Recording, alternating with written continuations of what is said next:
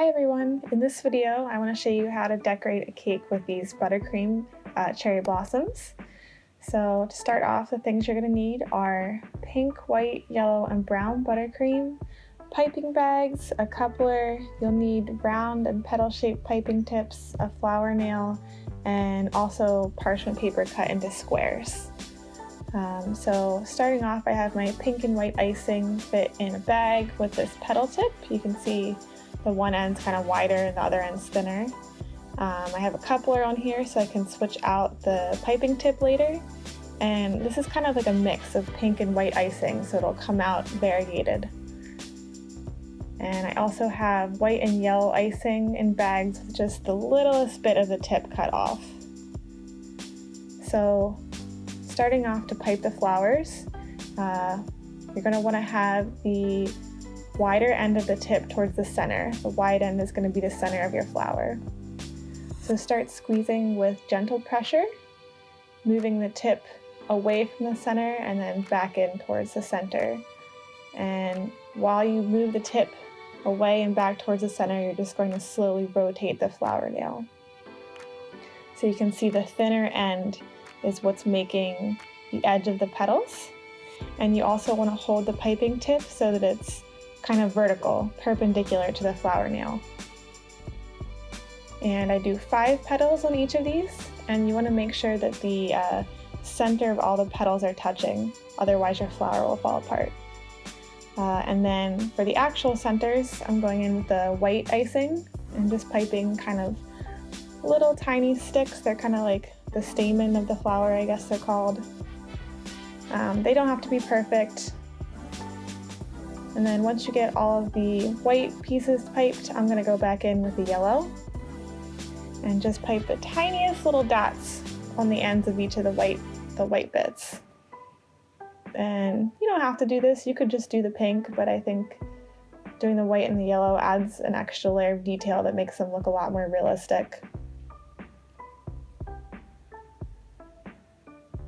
So once you get all your flowers piped, you're going to go ahead and I like to put them on like a cookie sheet or a metal tray so I can put them in the refrigerator. And you want these to cool until they're completely solid so you can peel them off to put on your cake.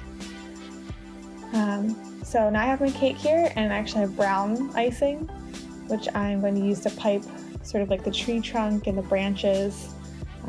You definitely this doesn't need to be neat at all. I'm actually kind of piping it out like knobbly so that it looks like the realistic branches of the tree trunk. You know, they're not super smooth. They have a little bit of character to them. So I'm doing like one main trunk that's thicker and then slowly branching off. I'm doing some like a little bit on the side of the cake and some on the top. And then after that, all you have to do is just place your flowers onto the branches. You can place them directly on, or you can pipe a little blob of icing to help it stick, like especially on the side here. They are a little bit difficult to peel. I ended up getting a lot of broken flowers, but you'll see what I do with them in a minute. Using tweezers also can be a little bit helpful for placing things like in exactly the right spot where your fingers are a little bit too big.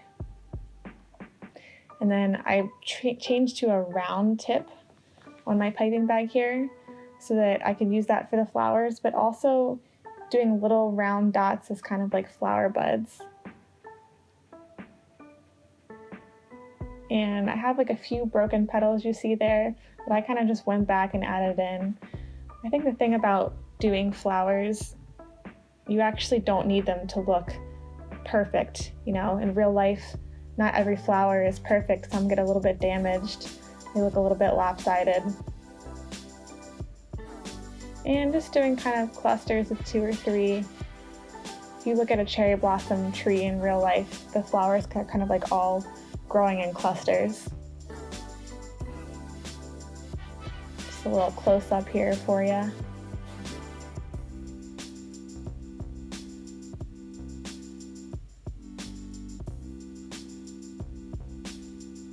And then for the final presentation, get your cake onto a cake stand or whatever plate you're going to use. And then, like I said, I had a bunch of actual broken flowers. So I'm just gonna go ahead and put these kind of along the bottom of the cake.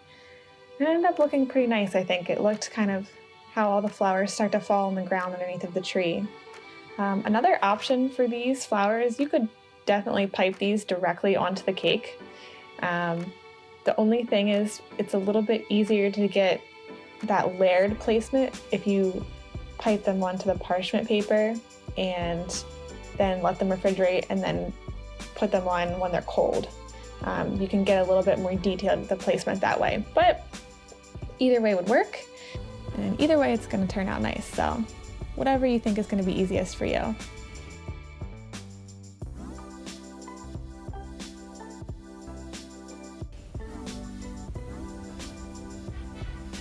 And that's the final cake.